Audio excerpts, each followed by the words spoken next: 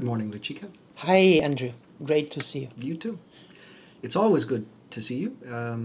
I know you're very busy, so thank you for making the time. But I think you've got so much to prepare for the World Health Assembly next week. Some people are saying that this is a crossroads moment for global health. Obviously, we know many things about recent budget cuts. There seems to be increasing pressure on this international support system we built for global health. And how does this moment feel to you? It feels like a crossroads, or more like the beginning of a big change. I think it comes with huge challenges, but it comes equally with great opportunities. The challenges are generated by the fact that I think nobody expected the very rapid, sudden change in the funding landscape. We speak basically since January, so with 4 months. So the big challenge is the speed, the suddenness, the unexpected nature of it, and the impact at country level, and especially in people affected by TB. On the other hand, it is a great momentum to be used with a good thinking in really changing and adjusting the response, and especially in health, but I think in general in aid, and the type of assistance and support that is needed in 2025 and forward. And so what do you think that this means for both the fight against the fight to end tuberculosis, but also for the Stop TB partnership? So for the fight against TB, the fight is hit. I would say big time. It's not just TB, obviously. It's at least the three big diseases, HIV and malaria, are hit as well. But TB was very much hit during COVID, and is very much hit now as well, because the funding for TB is always reduced. And in several countries, donor funding, especially US funding, was crucial for the TB response in driving forward the agenda. And again, the governments and the ministers of health, as amazing some of them are, due to the very rapid nature of these cuts, are struggling to replace or to find means to mitigate the impact. So for TB, we even worked with a modeling group with whom we did the modeling for the COVID response impact on the TB. And when this modeling group was spot on. So at that time we said, listen, it will be a huge impact that TB will have because of COVID. People will become more sick, more advanced forms, drug-resistant TB. People will die more. And then when we look at now, the same group modeled and said that if there is no other funding coming in between, and no replacement of this, by 2030, we can have additional 10 million people getting sick with TB and more than 1.3 million people that will die. Unnecessary. This is, of course, modeling, but reality is that when the systems in several countries are impacted, it's very difficult. So our fight against TB is impacted, unfortunately. On the Stop TB partnership side, I think we are still understanding where we will stay, but fortunately, our funding is maintained at the same levels as it was. We don't have any cut, but the cuts, or not the cuts, the changes are coming from actually focusing on service delivery and life-saving interventions, and it will be pretty clear and prescribed countries that we can work with, and priority countries and so on. But it is a momentum now, in a way, when you see countries struggling to secure diagnostics and treatments for their people. It makes sense to say, we as Stop TB, we will focus in supporting this kind of interventions and to go forward, yeah.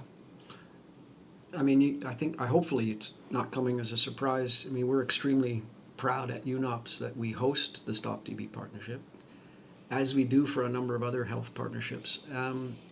And what we're hearing, certainly from many people, is now is a real need as you sort of gear up the fight to end TB, you really increase a focus on efficiencies and effectiveness.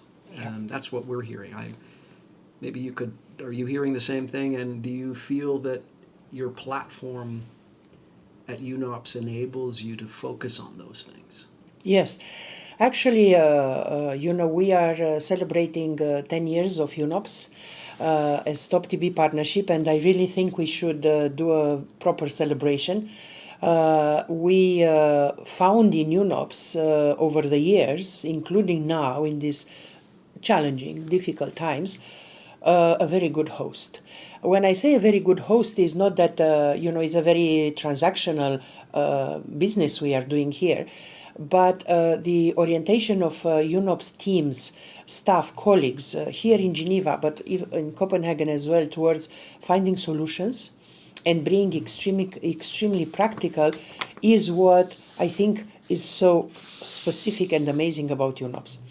I think, unfortunately, and I am politically incorrect sometimes, in big organizations, and I would dare to say sometimes in UN, the bureaucracy and the fear of taking decisions are slowing down processes. And when you are not where action is happening, you might see that, say, we have another meeting to decide this, we have another committee, we create a task force, and decisions are taking months. But when you are in a country and you have people dying, and you have people at your door desperate for a drug or for diagnosis, and mothers with children, you feel the pressure and you need a decision in few minutes. You cannot wait months to take a decision. So I actually think one of the biggest assets that UNOPS has is this orientation towards finding solution and being very practical. So it works very well in the current environment, as well as looking at efficiencies. And as I was mentioning to you, we are several health-hosted entities in UNOPS. So I think, as we discussed, we will sit together during the month of May and June and July to see how together, in the current environment, what can we do, being smart, ahead of the wave, ahead of the tsunami, to really make sure that we increase efficiency and work much better. UNOPS will, I am having zero doubts that UNOPS will be perfect to facilitate that. Thank you. And I mean, just a little bit going back to WHA, what do you really hope to see come out of next week for the fight to end TB?